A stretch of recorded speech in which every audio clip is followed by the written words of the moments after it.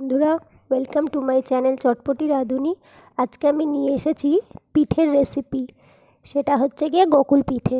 গোকুল পিঠে বানানো খুবই সহজ, কিন্তু খেতে দারুণ টেস্টি।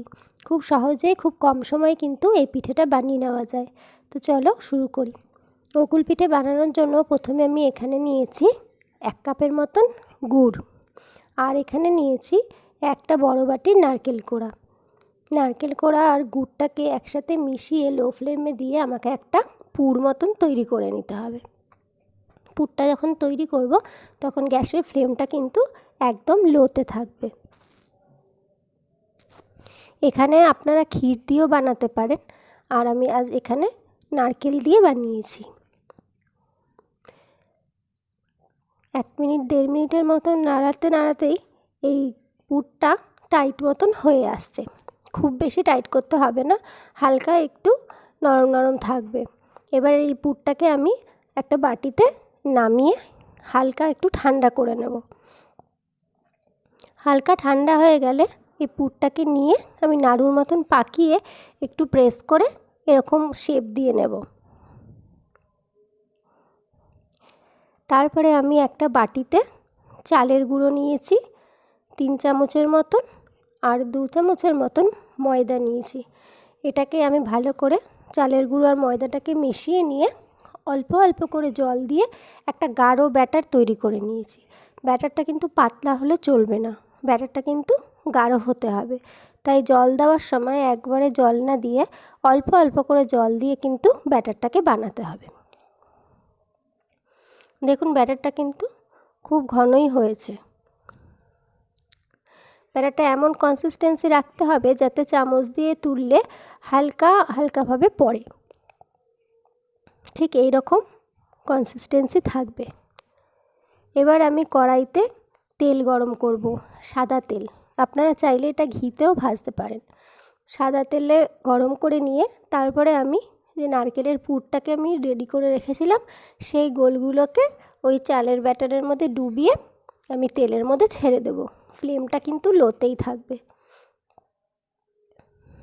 এইভাবে আমি প্রতি কটা গোলগুলোকে এরকমভাবে ডুবিয়ে একইভাবে তেলের মধ্যে দিয়ে দেব। এই পিঠে কিন্তু ভাজা হতে খুব বেশি সময় লাগে না, মোটামুটি 2 থেকে 3 মিনিটের মধ্যে কিন্তু 2 পিঠই ভাজা হয়ে যায়। একদিক হয়ে গেলে আমি আস্তে আস্তে আরেক দিক করে উল্টে দেব।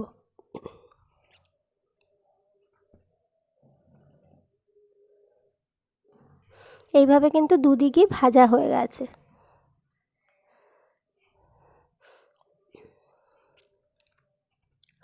এবার আমি আস্তে আস্তে তেলটাকে ঝরিয়ে পিঠেগুলোকে তুলে নিলাম। একসাথে অনেকগুলো পিঠে ভাজতে যাবেন না, অল্প অল্প করে ভেজে নিলে কিন্তু একটাও পিঠে একটার সাথে লাগবে না।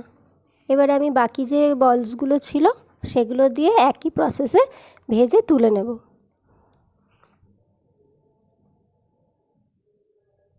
এই পিঠে কিন্তু 2 রকমভাবে করা যায়।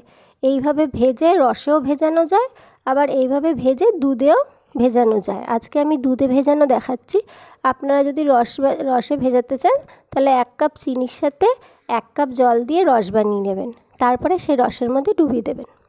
এখানে আমি দুধ নিয়েছি, ওখানে আমি এলাচ ফাটিয়ে দিয়েছি আর আন্দাজ মতন চিনি দিয়েছি।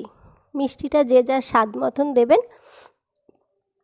আমি এখানে 1/2 কাপের মতন চিনি দিয়েছি আর 1 চিমটি নুন দিয়েছি। এবার দুধটাকে আমি ভালো করে ফুটিয়ে নেব। আপনারা এখানে চিনির বদলে গুড়ও ব্যবহার করতে পারেন। আমি এখানে চিনি দিয়েই আজকে বানিয়েছি। আমার সব পিঠেগুলো ভাজা হয়ে গেছে, আর এদিকে আমার দুধটাও প্রায় ঘন হয়ে এসছে।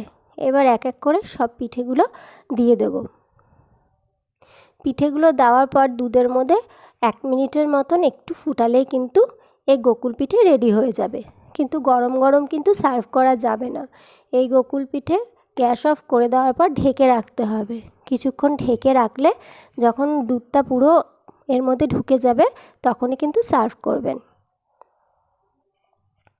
এই পিঠে বানানোও যেমনি সোজা, বানাতেও সময় লাগে না, খেতে কিন্তু খুবই দারুণ লাগে। বাড়িতে এই শীতের কালে একবার হলেও বানিয়ে সবাইকে খাওয়াবেন। ভিডিওটা ভালো লাগলে লাইক দিয়ে চ্যানেলটাকে সাবস্ক্রাইব করে পাশে থাকবেন।